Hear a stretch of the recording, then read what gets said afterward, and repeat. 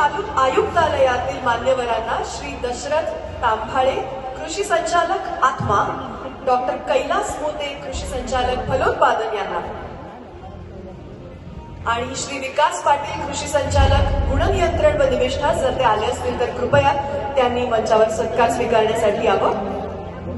शेतकरी गटांना उच्च दर्जाच्या निविष्ठा पुरवणे, त्याचबरोबर पाण्याचं पुनर्भरण आणि मातीची सुपीकता वाढवण्यासाठी शेतकरी गटांना योजनांचं सहाय्य मिळवून देणे, डॉक्टर पंजाबराव देशमुख नैसर्गिक शेती अभियानांतर्गत शेतकऱ्यांना सेंद्रिय शेतीकडे घेऊन जाणे, तसेच त्यासाठी शेतकऱ्यांचे गट बनवणे, अशा अनेक महत्वाच्या कामांमध्ये आपलं अमूल्य सहकार्य लाभलं.